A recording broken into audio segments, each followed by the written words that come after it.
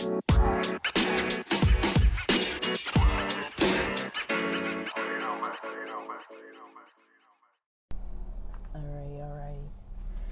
So I'm about to get headed to the beach to finish up this recording and other recordings because I realize I don't really feel like heading home quite yet. I think I'll feel better just being out of the house for a little while. So that's what I'm gonna do, is be out of the house for a little bit. But I don't want to spend money and stuff, so here we go. It's gonna take me a bit to get to the beach. I think I'm about 20 minutes out. I don't really know for sure, because I don't really drive from Carson to the beach much. I'm over in Carson right now, over by Lee's Sandwiches, and not far from Taco Sinaloa. So I'm just kind of over here doing my thing, and I'm driving to the beach right now. So yeah, what I was saying is, the next phase of what I wanted to discuss is about this,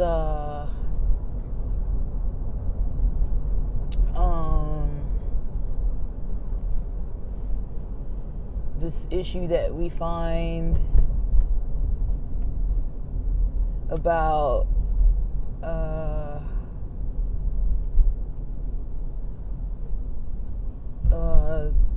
the psychological stuff in this movie. So, we're talking about the Pope's Exorcist movie on Netflix. So, up until the part where they see the psychiatrist and have him kind of, in like a hospitalization situation. It seems very temporary. Like, he didn't seem to be there long. But they had him hospitalized, the young boy and the son. And so he's, nobody really knows what's going on. And the priest is like, well, hey, shout out Taos, man. Got this Taos logo on the back of this VW. But yeah, anyways, let's focus. So yeah, they end up saying things along the lines of, that trauma opens the door for the devil or whatever it is to come in, because people are more vulnerable. And that was the part of the quote that kind of stuck out to me more than anything else, because they're like, well, the psychological treatment wasn't helping. All they did was give him a sedative that the mother used once, to my recollection, to kind of shut down the boy's extreme reactions to, how he was just kind of, out of control, basically. His possession had him out of control. They couldn't really shut him up. He was attacking, biting, grabbing, changing into other people, deceiving the priests. I guess there was something about, like, if you hadn't fully confessed, then, I guess you'd be more vulnerable to the demons that were possessing this boy, to be kind of like distracting you. And so there's a lot of interesting psychological and religious content to this movie that I was kind of like, okay, first of all, I'm not gonna say that psychology doesn't have a spiritual aspect to it, emotions, trauma, mood states. I do consider those to be spiritual things. I don't know if everybody does. Some people separate it out. I consider it to be spiritual in nature. I don't know what else I would call it, but I think sometimes too it can be related to like physical conditions. Like physical problems can cause mental problems as well. But it's usually combined, right? There's usually this, that's why they always have this biopsychosocial model, but it's kind of interesting that model doesn't have any, it doesn't contain anything about like spirituality, which I've always found a little weird, but I know how science gets when it comes to anything that's like otherworldly. They don't really want to talk about it, but I think that a lot of times in the psychology world, we do kind of completely ignore that. Now, as a person who lives in Southern California, as a millennial, and at the time that we're in, as psychology is becoming practiced more often with more people, more of the general public is kind of tuning in to kind of spirituality and tuning in to just thinking about things differently than the methods that we had thought about them before. Not necessarily that people might actually like, oh, I believe this now, or I'm like converting to some religion, or I'm like doing some kind of extreme measure. Like, it's not always like, okay, ever since the Rona, everybody's completely changed their perspectives and everybody's all like religious or practicing some kind of thing with a lot of meditation and all that. But you do hear that more. Like, I've noticed, from the time that I first got into the psych world, and because I started getting into the clinical side of stuff in San Diego, of all places, it's very much, there's a lot of importance placed on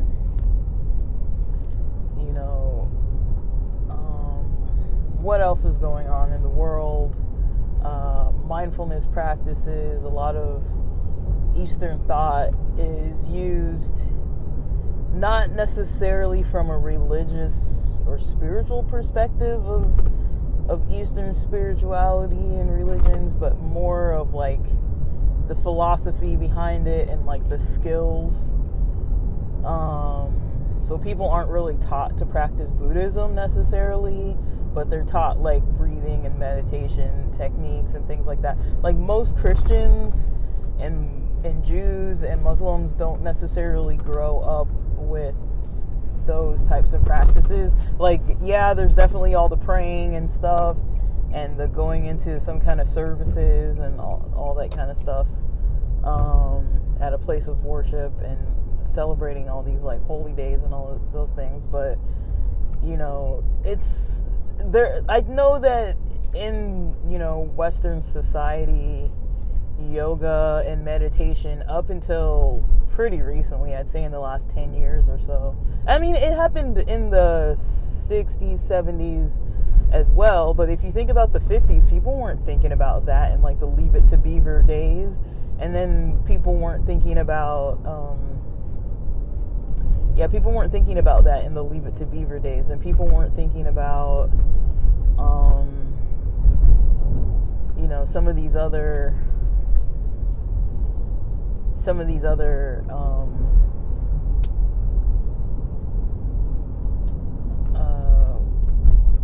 ways of discussing spirituality and different topics as such. Like, people weren't really talking about it like that. So people were talking about spirituality from like a mainstream Christianity perspective, and then there were kind of like the hippie types with the crystals and the new age stuff, and now there seems to be some kind of combined like psychological theory mixed in with like mindfulness practices and breath work.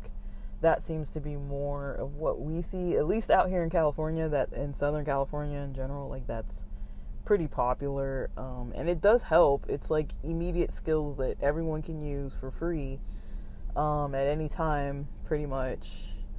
There's not really a lot of barrier to practicing it. You don't need a worksheet. You don't need the internet. You don't need your phone. You don't need a computer.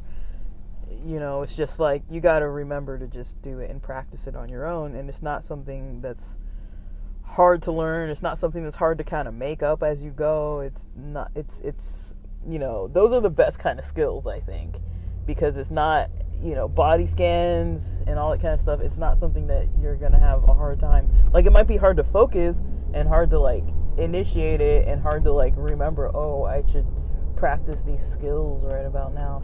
But I don't think it's hard to actually like do it. Like, it just might be hard to like keep on focusing or to feel comfortable doing it, but it's not hard to actually like, oh, I'm gonna sit and meditate, or I'm gonna sit and like focus on my breath and stuff like that. So I think a lot of times, the Western Christian religion does look down on yoga and stuff like that, because they're taught that it's like demonic and all this kind of stuff, and meditation. Like, I've talked about this before, but I've heard like little sentences where people say like, oh, like, if you open your mind during meditation and try to focus on nothing, that's when Satan can come in and do whatever he's got to do.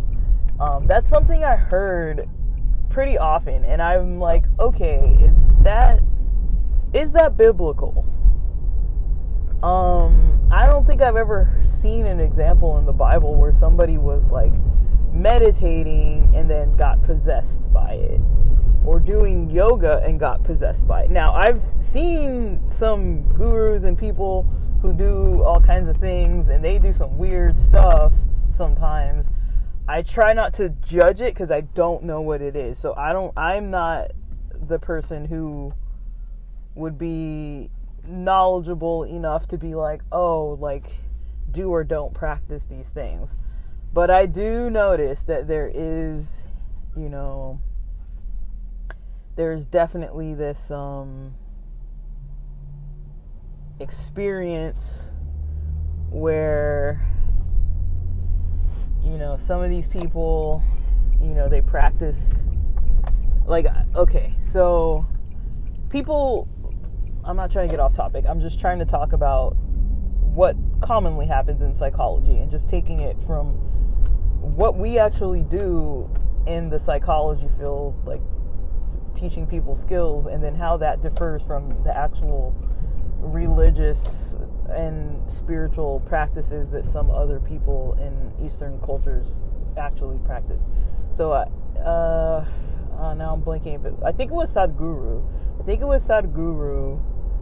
He had this discussion with, I don't remember if it was Joe Rogan, but it was one of the best talks I've heard by him, where he was actually talking to someone who was actually challenging him more deeply on things, to kind of talk about, okay, give me an example of something that you do, like, what is the power behind the techniques and things like that. And so Sadhguru starts saying, it's weird stuff. He doesn't really like to talk about it with just anybody, because he doesn't want to be like grouped into a box of like weirdos, like people who are just strange, because the second you start saying stuff like, oh, I can heal or do miracles, or saying that kind of stuff, people aren't going to take too kindly to that, and they're going to turn off to what you have to say. So that was what I wanted to hear, though. I was like, I want to hear what this guy has to actually say, because I've mostly just listened to him talk about like theories about different perspectives. I'd never until that point really heard him actually speak on what he does.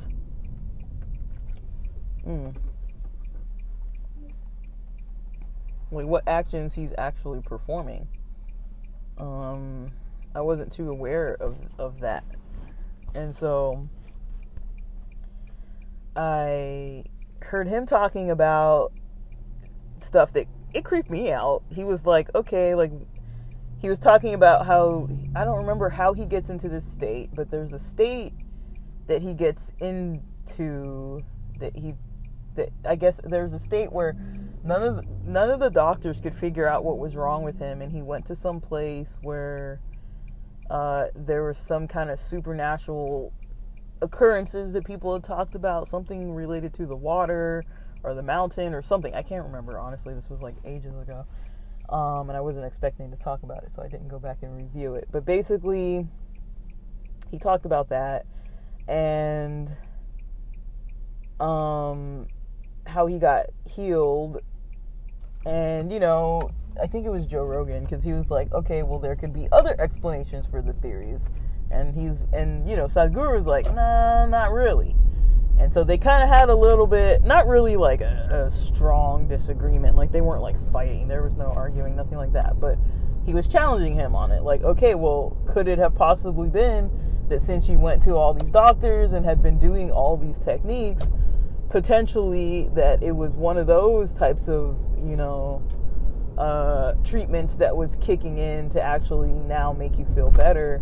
And Sadhguru was like, nah, that can't really be what it was, for whatever reasons he gave.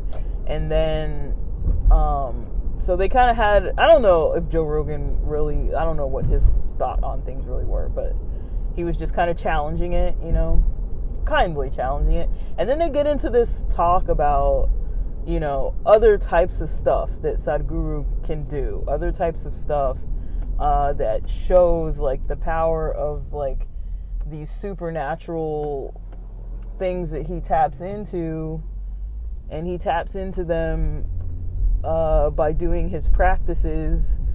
And he mentioned, I can't remember exactly what he mentioned, but I think, and go back and listen to it, don't quote me on this, but I do think he mentioned being able to control the heat of a person. So he said that they put like a saucer or something on top of a person's like body. I think it was on their forehead or something. And they were able to control the heat of the person's body by the techniques they were practicing to be able to boil water. And they're like, well, we don't do it too long. Like, there's somebody who opts into being part of this experiment, and they don't really do it too long because they're like, we don't want to do any kind of damage to the person's human body. But it was stuff like that. Like, there was something that they could, I don't know if it was through meditation or breath work or some kind of thing that they could tap into, and it could literally control different things that a human could do. So that is probably the closest thing I myself have heard of that has to do with anything that sounds like meditation or yoga leading to some kind of experience that, Western culture would call that some kind of a demonic thing.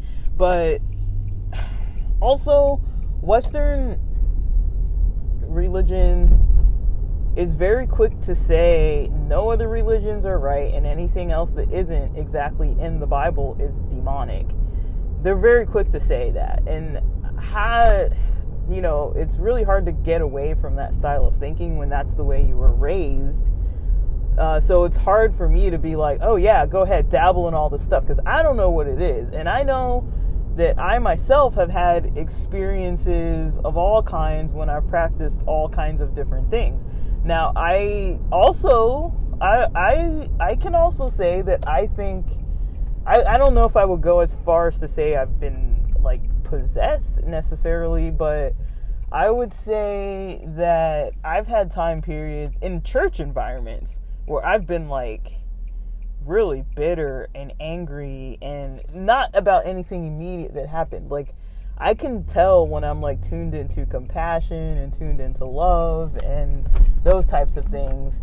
And I've had times where I've been tuned into, anger and gossip and all kinds of things that I would be like, that's not Christian-like, but I don't think I necessarily was getting there from like doing meditation or anything. I don't know what, but it's like, I would say that the closest thing I would say is, if I don't have a self-care routine that I'm practicing and I'm not like actively going about my days with, just like this active,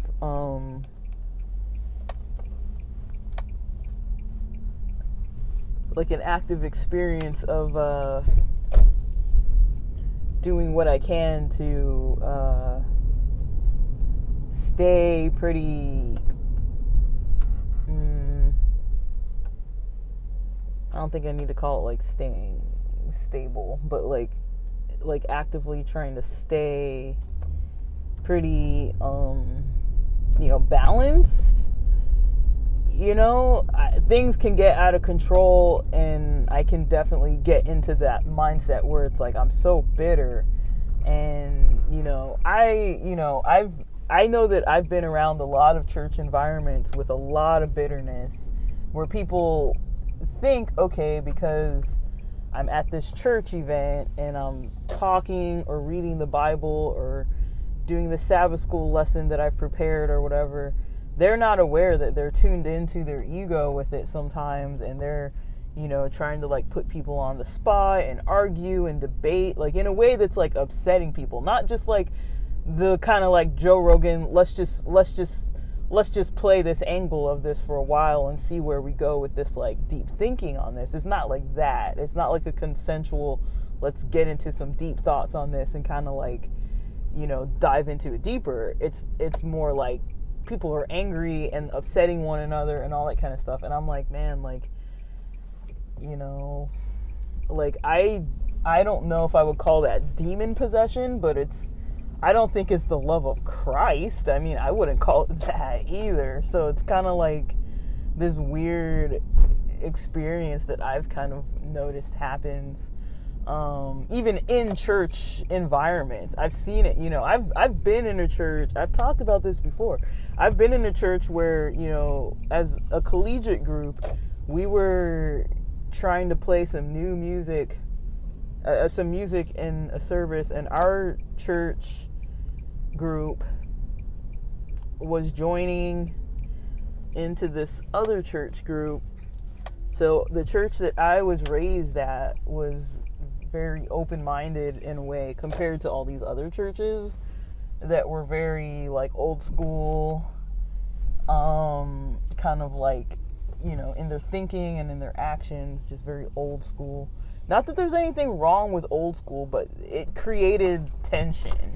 That was the issue. It wasn't so much that, there were people who were old school. The problem was that their mentality created tension, and, they were very closed-minded. So it almost reminded me of that Jesus hippie movie that just recently came out. Whoa.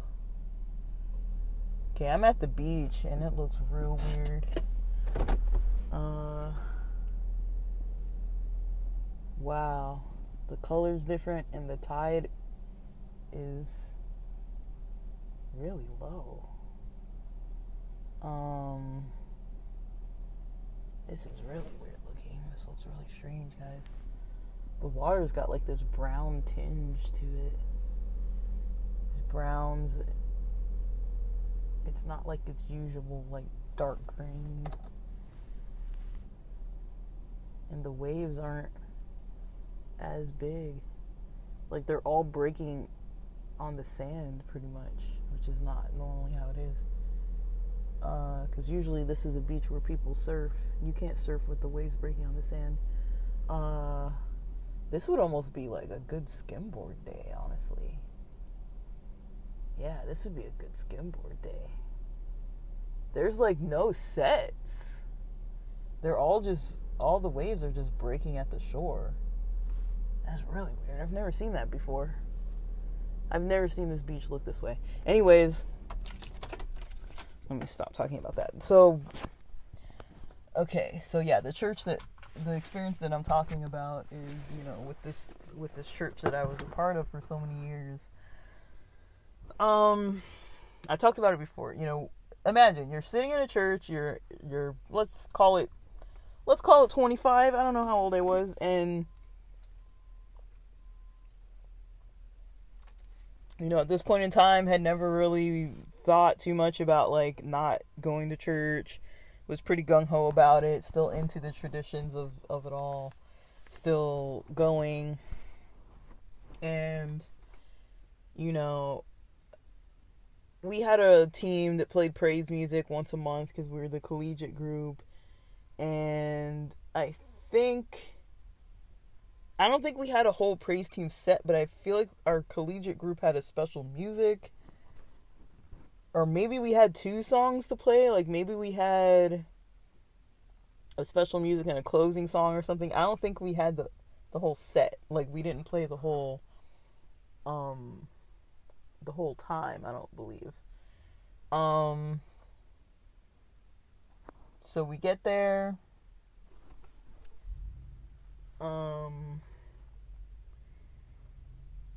And after the first song, the people from the church I'm from, people clap. But there are a lot of Adventist churches where you're not allowed to clap. Like clapping to the music or even like bobbing around to the music and it's considered maybe dancing and all. Like there's all these rules that are traditions. It's like people make them up and then because they get angry about all kinds of stuff. So they're like, let's just make up more rules. So basically it happens that, we finish the song and some of the people from our part of the congregation, because we're combining churches, but part of the people from our part of the our original church clap after the song because that's what people do. It's like they clap, they're saying amen, all that kind of stuff, and then they're just like appreciative that like, hey, people put in effort and energy to like practice this music and they're trying to be encouraging and motivate people to keep doing it and just show that there's some enthusiasm and maybe they were touched by the song or whatever it might have been. Like it's not really like for an ego thing to like create like a sense of pride, but it's more just like, okay, like we kind of heard the song, kind of thanks for doing, putting in that energy. And it's not easy to be on stage, like performing and things like that. Most people get a lot of performance anxiety. So it's like, it's really weird when after a song, imagine if you did like a special music song, say you did a solo by yourself and then nobody claps and you just go sit down. Like that would be weird, right? And so it's like, it's just kind of more normal to clap after some kind of thing. And so, I grew up in a church where they did that. And so nobody really thinks about it. Like we already know there's no drums. We're not going to be clapping in this church. Like when the song gets like pumped up or something and people kind of clapping on the beat, like there's none of that. Like none of that was happening, but it's like just after the song, people clapping. So a lady stands up in the back of the church and is like, I don't remember exactly her words, so I don't want to like mess it up, but I think she's like, this is God's house or the house of the Lord, and like you shouldn't be clapping and like blah. Like she goes on, she says like 2 or 3 sentences, but she's loud, and we're on the stage and we're like, oh, like that creeped me out. I was like, what is this lady doing? Like what's up with her? Like why is she so weird? That's weird, right? Like it almost doesn't matter what's happening at a church, for somebody to yell out in the middle of the church, if it's not something that's like completely wrong, you know what I mean? It's like, it's a tradition, it's not like a biblical, thing to like not clap or whatever, like, or to not play drums or whatever. Like that's not what it is. And so it's like, I don't understand how people get so bent out of shape. And then the next time around, because I think we did 2 songs. To my recollection, we did 2 songs. So I feel like we did a second song at some point. And then on purpose, our group, there were like quite a few, I know who they are, but I'm not going to say who it is, but some of our parents and the people who, whose houses we would hang out in, they decided they were going to clap for us again. Now that was kind of like a different kind of clapping. It wasn't like, oh, we didn't know, this is just how we do things. They knew that this lady would be upset about it, and they did it anyways. And I was like, oh. And I think she yelled out again, but I don't really remember. And then people were kind of like, I kind of heard after that, people were like, she's kind of that way. That's kind of the way that she gets. She gets like this. And I'm just like, that's weird that there's somebody in a church that just like stands up and like screams about stuff, you know, it just kind of gets a little bit unhinged in the middle of the service. And she's got a reputation for this. I'm like, huh, you know, that's weird. And there's stuff like that, so it's like, there's stuff like that where I would be like, I question, I don't know this lady, I don't even know her name, I don't think I could even point her out. All I know is that it was a woman that was from the more conservative side of that church. She was from the original church building where our church had been renting from this Baptist church on Saturdays, because they don't use their church on Saturdays, and we had combined to move in with them because their congregation was so much smaller and ours was big, and you know, it became a money thing where it's like they were a really small old congregation that couldn't keep up with the bills because they've got this nice property that's near the beach, and they're very conservative with the organ and the hymns and all that kind of stuff. And then we had our pastor, who's, you know, known for wearing Hawaiian shirts and, you know, has drums in the church, and at that point, like a young church, and very enthusiastic and open-minded compared to them. And so we already knew there was going to be culture clashes coming up, but, you know, we didn't know what it was going to look like. And then we kind of noticed at that point what it would look like. So to me, that was really weird. It was just really strange to see, like, that kind of experience. It's not the only time I've seen something like that where somebody was so bitter and angry that they're just, like, speaking like that. And I've had experiences, not where I was, like, standing up in the middle of a church screaming, but it's like, I've had experiences where I was in a group full of pastors. And I've talked about this, and I'm not going to talk about it too much, but I've talked about this, and I remember we were talking. It was supposed to be, like, a conversation. And right before this happened, you know, certain of us were chosen to come and be part of this. It was basically a meeting of pastors and people that were kind of like in almost leadership roles or volunteer roles, that were set to kind of approach the church leaders.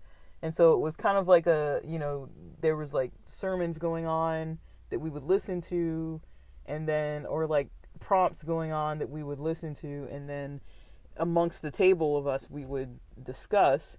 And one of my kind of friends, like someone I knew from the church, couldn't go, so I ended up taking her name tag and then being part of the group, because this was in San Diego, and I was in San Diego at the time. And so the pastor, you know, we're pretty friendly. Like we shared a lot of the same spaces and time together. Like, he'd let us hang out. I was part of a group of people that was friends with him and kind of hung around his house and stuff like that. I wouldn't say that, like, I mean, me and him weren't like homies like that, but like, you know, we kind of like hung out. We were like casual. Like, I kind of had a lot of friends like that it's like, I would identify them as friends and call them friends and friendly, but, you know, we weren't like in communication always all that often, but we also weren't like, it was just, you know, whatever. So yeah, we kind of just chilled. And then but yeah, good relationship with him. But yeah, we basically we talked, and we, you know, we were talking, and I remember, I don't know what it was, but he did tell us, he's like, don't let these people off the hook, you know, don't, because they want to take it easy. He's just like, because he was one of those pastors that, you know, he was young and people already had it out for him because he was serving meat in the church and doing all these kinds of things that other people weren't okay with necessarily, even though, again, it wasn't against the Bible, it was against traditions. And the Adventist church has a big problem with people breaking their traditions. It doesn't matter what the Bible says. And so I remember just being so mad. I don't know why I was so mad.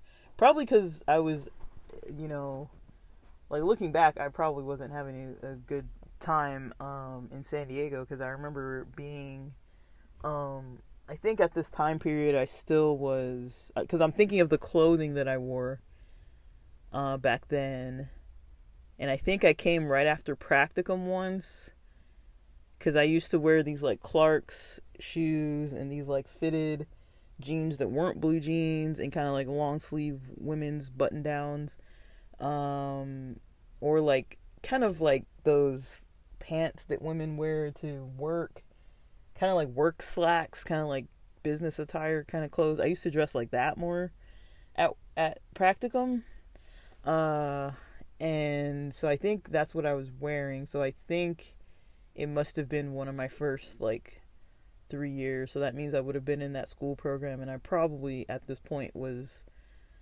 still kind of connected with the church, or else there's no way they would have like contacted me to come do this. And then it was probably during the time when I was like having that supervisor that was just a total jerk. So I remember being, I don't remember the details, but I just remember being so bitter and being like, why am I so bitter? Like, like I don't, but I don't know. There was something about, the pastor kind of encouraged us and gave us permission to be a little bit, challenging towards these people, because he's like, he didn't say this word for word, but he's kind of like, they kind of are lazy, they don't want to think, they just want, no challenges, no changes. And the whole point that why people didn't like our generation in the church and stuff is because we were probably the first collegiate generation that I can remember ever being engaged in the church as much as we were. We were like one of the first generations of college students that didn't do things the way other people did, where it's like, okay, let's all go away to like an Adventist college, find spouses, and then come back married and raise our kids in the church. That's how it had been all that time, up until our time came. So once our time came, we basically had started,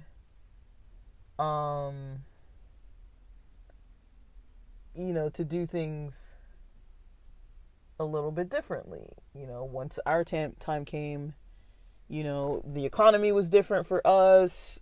A lot of us weren't really into the Adventist schools because of I think they cost at that time they cost about as much as an Ivy League school if you were paying out of pocket, and the quality of the school is not that of Harvard. Like, they're not that great. Like, they're good. Like, I feel like any university for the most part is going to be decent enough, but it's like, if they've got like a medical school there and all this kind of stuff, and you can get like, higher degrees, it's probably a decent enough school to get to that level where you have like all those accredited degree options.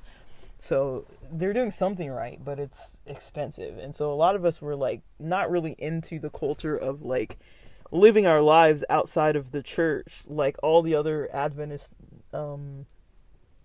groups were. Like, our millennial generation was kind of like, nah, I'm not really up for it, and this wasn't something that we'd have conversations about, but it was just like the trend of like what we were doing. So I think a lot of these older people, and I mean old, like retired, like congregations full of these retired people, fully gray hair, walkers, canes, organs, playing the organ, singing out of like hymnal books with like no technology. They didn't like have like PowerPoint set up, or they never played movies. It was nothing like that. It was just like a pulpit and the freaking organ and a microphone. You'd be lucky if somebody had an acoustic guitar. It was usually just piano and organ and people singing with their voices, and they kept it real simplistic, which is fine. I do like that traditional style. On very rare occasions, I'm like, I kind of want to go.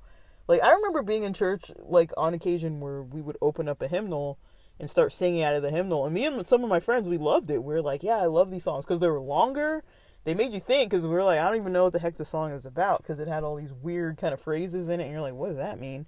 And it sounded funny. Like, they kind of had this weird, like, Irish drinking song kind of sound to it. And we get all enthusiastic about it. It's like 7 verses of this long ass song, that we'd be just like, singing along to it.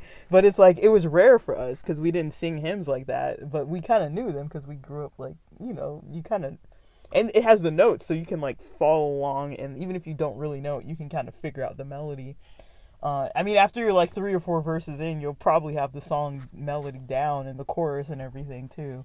You just have to get the verses in, and you can read it out of the book. So it's like, there was something about that I liked, and a lot of my friends really enjoyed it too. But it was just really ridiculous, and we were really funny about it. But yeah, like I do remember our generation just doing things so differently and not really. I don't think we were like consciously doing it this way, but it just unfolded that, because I remember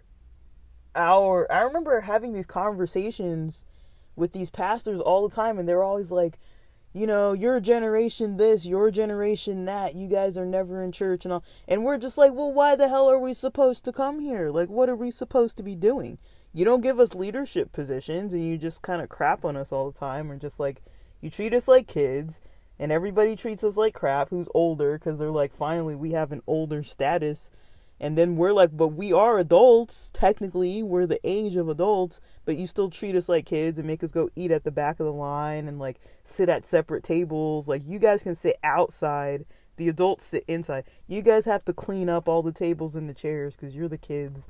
And it's like, yeah, but I'm like 25 years old. I'm not a kid. You know what I mean? So it's kind of like, they would still treat us like kids because we were the youngest people there, but then also they would wonder why we didn't want to stay when there wasn't anything for us to do. And it's like, well, once in society, once you start passing certain milestones, you graduated high school, maybe you finished your undergrad, or you're getting into like a bachelor's program and you finished your lower division classes, starting some upper division, you start getting a little bit like, when you're a productive person, you want to, even if you are part of a religion, I think a lot of people in religions don't like to take a passive role. And a lot of my generation didn't like to be just passively, okay, I'm just going to, come here, sit down and listen, and then, ignore all my friends out in the community, because we were also a generation that didn't only have Adventist friends. We communicated with other people, which they also didn't like for us to do that, but we did anyways, because that's kind of how our generation worked. They didn't like us talking to these other people that didn't have the same traditions because it was a risk. We'd bring our friends to church and they didn't like it because they didn't know the rules, so they'd be like smoking cigarettes in the parking lot or like talking about stuff that the church might not find holy enough during potluck or whatever. They'd be like, how are they having this conversation with all these people? And like, they didn't like our friends. They didn't like anything. So we're just like, well, why the hell would I come here if you guys don't even seem like you want us here? You just want us here so you have something to complain about, really. They wanted the drama. But, that was the conversation that, like, when the pastors wanted us, they're like, okay, real talk. Like, what's going on? Like, why don't you guys show up? Like, we did go to church, though. We went to church all the time, but they're like, why is it that this generation of, when people hit this age, they never come back to church? And I was just like, honestly, why the hell would we? Like, what are we getting out of it? We don't go out on Friday nights with our friends from college or friends from other work situations because we're like, oh, I'm so committed to this religion. So we don't go out and we do what the religion says, and then nope, we're not getting anything out of it. They're not giving us anything. The community of the church wasn't, providing like safe spaces for us.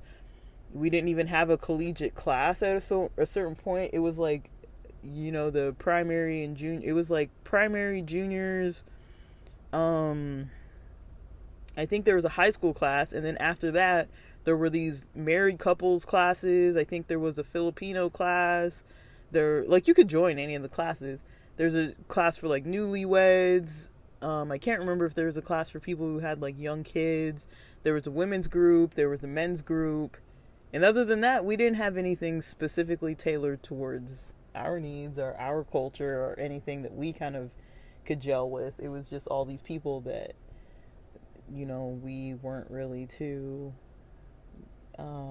connected with, that didn't treat us very well either. They would kind of bully and tease and all that kind of stuff, and we kind of weren't into it. We're just like, well, I'm not really into this style of like doing things. But we did have some pastors that listened, and they're like, you're right. There is nothing for us here. There's nothing for you guys here. Because I remember it was our youth pastor that once all of us got out of youth and were no longer in high school, and we had all graduated, and we were still going to the youth meetings because we're like, well, there's nothing else to do.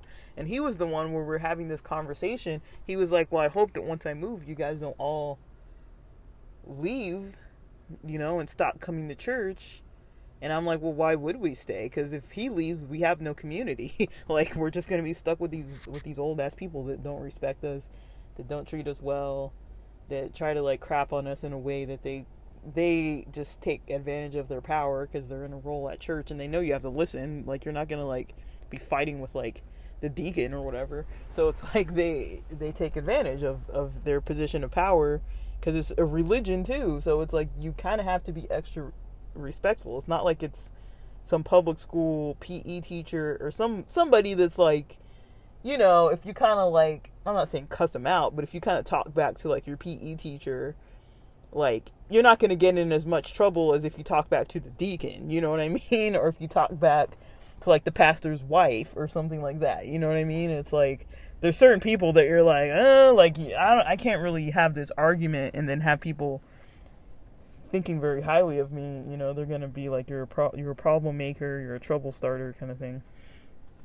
And so, they kind of took advantage of that, and would kind of start all this like debating and arguments, and like they'd want to kind of get us all kind of like angry about stuff, but then they knew you couldn't really confront them about any of it. And so we had that going on a lot, and there was so much of that a lot of our generation just didn't interact with them. We just ignore them and just walk away, and there was a lot. It was really toxic. Like, it really was. There were a lot there were mostly great people and really good, helpful, healthy people, but there were quite a few people that were just not very psychologically healthy.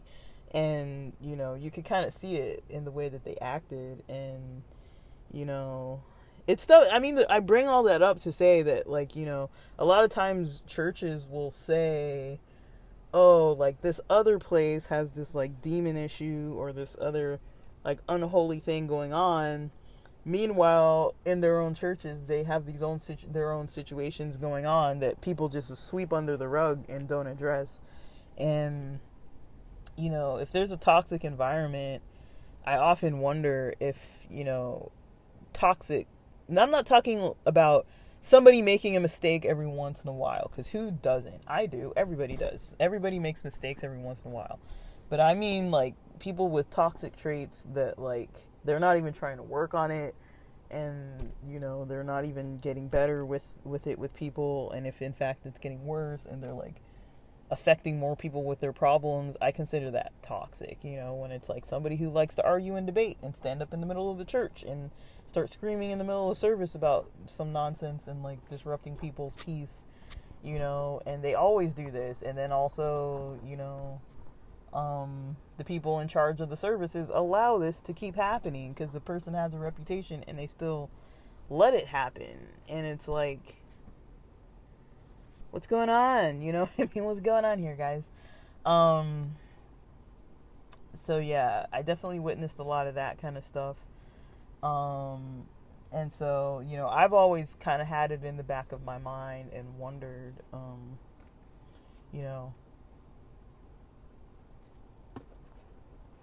like, what's the difference between that and like a possession, or having some kind of,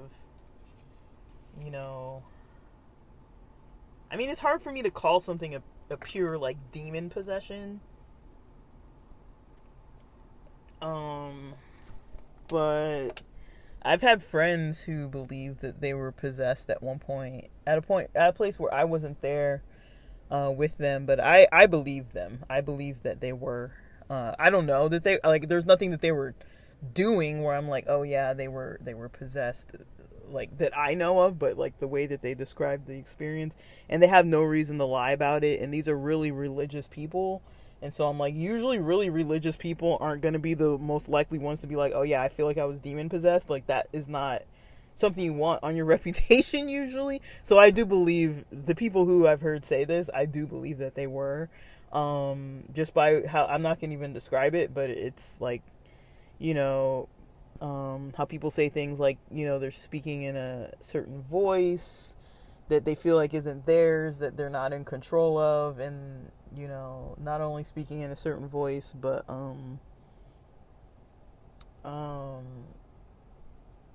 you know,